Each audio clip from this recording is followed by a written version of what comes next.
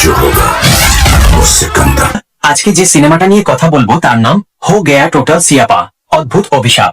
নাম শুনে যেমন অদ্ভুত লাগে, গল্পটাও ঠিক তেমনই মজার, রহস্যময় আর একটু একটু পাগলামিতে ভরা। এই সিনেমাটা হলো এক ধরনের কমেডি থ্রিলার, যেখানে ঘটনার মোড় এমন ভাবে ঘুরে যায় যে দর্শক একবার দেখলে মাঝপথে থামতে চায় না। চলো আজকে আমরা দেখে নিই এই অদ্ভুত অভিশাপ সিনেমাটা আসলে কতটা অদ্ভুত আর দেখার মতো কি না। গল্পের শুরু হয় এক সাধারণ তরুণের জীবনের অদ্ভুত ঘটনার মাধ্যমে। নায়ক একদিন হঠাৎ এক সন্ন্যাসীর সঙ্গে ঝগড়া করে বসে, আর সেখান থেকেই শুরু হয় পুরো বিপত্তি। সেই সন্ন্যাসী বা ঠাকুরজি তাকে একটা অভিশাপ দেয়, তুমি এখন থেকে অন্যের মনে কি চলছে সেটা শুনতে পারবে। মানে আশেপাশের মানুষ যা ভাবছে সবকিছু নায়ক নিজের কানে শুনতে পাচ্ছে। এখন ভাবো, কারো মনে মনে রাগ, গালি বা গোপন কথা শুনতে পাওয়া কতটা ভয়ঙ্কর। শুরু হয় একের পর এক মজার, বিভ্রান্তিকর আর ভয়ানক ঘটনা। এই অভিশাপী নায়কের জীবনে রোলার কোস্টার তৈরি করে দেয়। সে বুঝতে পারে প্রেমিকা যা বলছে মনের মধ্যে সেটা একেবারেই অন্যরকম। অফিসের বস তাকে হাসি মুখে প্রশংসা করছে, কিন্তু মনে মনে ভাবছে কিভাবে তাকে চাকরি থেকে বাদ দেওয়া যায়। সবচেয়ে বড় টুইস্ট আসে যখন সে বুঝতে পারে এই অভিশাপের পেছনে লুকিয়ে আছে এক অদ্ভুত অতীত, যার সঙ্গে যুক্ত সেই ঠাকুরজির প্রতিশোধের গল্প। সিনেমার মাঝামাঝি অংশে কিছুটা রহস্য তৈরি হয়, যেখানে মজা, ভয় আর কৌতূহল তিনটাই একসাথে চলে। নায়কের চরিত্রে অভিনয় করেছেন নেইরা শাম, আর নায়িকার ভূমিকায় আছেন নাইরা শাহ।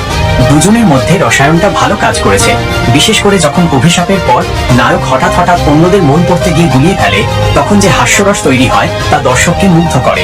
নায়িকার চরিত্রটা কিছুটা রহস্যময়, কখনো সে সহানুভূতিশীল, কখনো আবার সন্দেহজনক, আর এই দ্বৈত রূপ সিনেমাটাকে টানটান রাখে।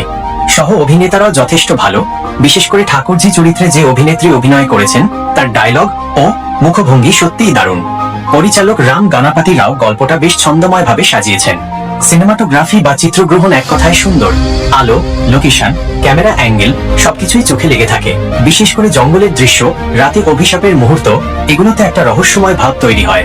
মিউজিকও প্রশংসার যোগ্য, ব্যাকগ্রাউন্ড স্কোরে সাসপেন্স আর কমেডির ব্যালেন্সটা ভালোভাবে রাখা হয়েছে। গানগুলো খুব বেশি হলেও কিছু জায়গায় আবেগ বাড়ানোর কাজ করেছে।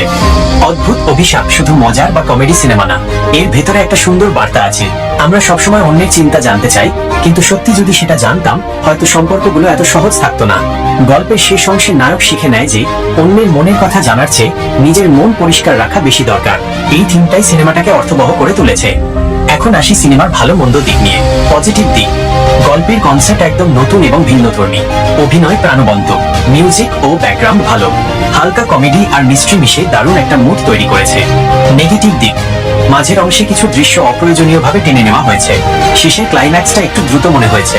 ডাবিং কিছু জায়গায় অস্বাভাবিক শোনায়, যেটা দর্শককে বিভ্রান্ত করতে পারে। সব দিক বিবেচনা করলে হো গায়া টোটাল সিয়াপা, অদ্ভুত অভিশাপ একটি বিনোদনমূলক সিনেমা, যেখানে কমেডি, ম্যাজিক, অভিশাপ আর জীবনের মেসেজ সব মিলিয়ে দারুণ এক মিশ্রণ। যদি তুমি হালকা মেজাজের গল্প, হাস্যরসের সঙ্গে একটু রহস্য ভালোবাসো, তাহলে এই সিনেমাটা একবার অবশ্যই দেখা যায়। আমার রেটিং 3.755। তুমি যদি দক্ষিণ ভারতীয় সিনেমার বাংলা ডাব ভার্সন পছন্দ করো, তাহলে এটা তোমার জন্য একদম ঠিক পছন্দ হতে পারে। তোমার কি মনে হলো এই সিনেমাটা নিয়ে নিচে কমেন্টে জানাও। আর যদি রিভিউটা ভালো লেগে থাকে তাহলে লাইক, শেয়ার আর সাবস্ক্রাইব করতে ভুলো না, কারণ আগামী ভিডিওতে আমি নিয়ে আসব আরো এমন অদ্ভুত, মজার আর বাস্তবতার ছোঁয়া থাকা সিনেমার রিভিউ। ধন্যবাদ সবাইকে, ভালো থেকো, দেখা হবে পরের ভিডিওতে।